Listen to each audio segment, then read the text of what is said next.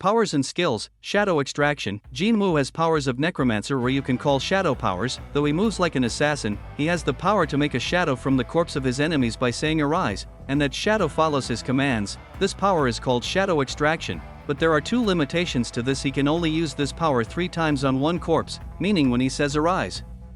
If it fails 3 times he can't extract a shadow from that corpse again. Second one is if a corpse is too old he can't extract a shadow from that. Even if it did succeed, that shadow won't last long. The best example for this is Kamish Dragon. Shadow preservation, as the name says, this power help him to store his shadows. He can summon and absorb them at will. After reaching level 2 to this skill, he can share senses with his shadows and monitor them as well.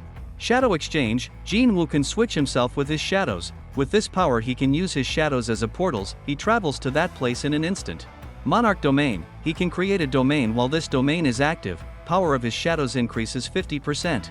Skills, as I said before, he moves like an assassin, and he has skills suited for it, like stealth, bloodlust, quicksilver, mutilation and dagger rush. There are other 2 skills, but let's finish his assassin skills.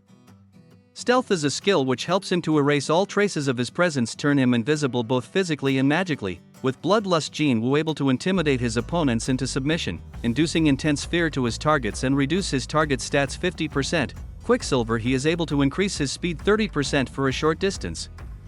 Mutilation skill help him to inflict critical damage on his opponents by targeting his vital points before attacking. Final one is dagger rush. With this skill, he is able to attack his opponents from all directions. His last 2 skills are ruler's authority and dragon fear.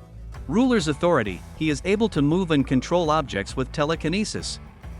Dragon fear, this is a skill he acquired from a runestone that found inside the body of Kamish. This power allows user to release mana-fused shout from their souls, driving anyone weaker into despair and panic.